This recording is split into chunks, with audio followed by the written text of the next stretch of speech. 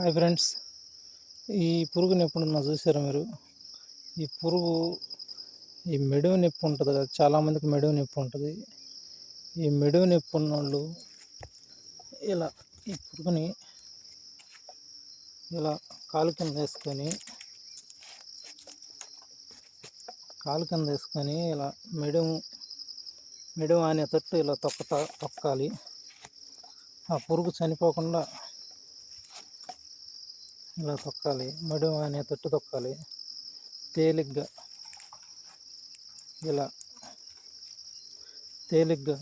పురుగుకి ఏం కాకుండా తేలిగ్గా ఇలా తొక్కాలి.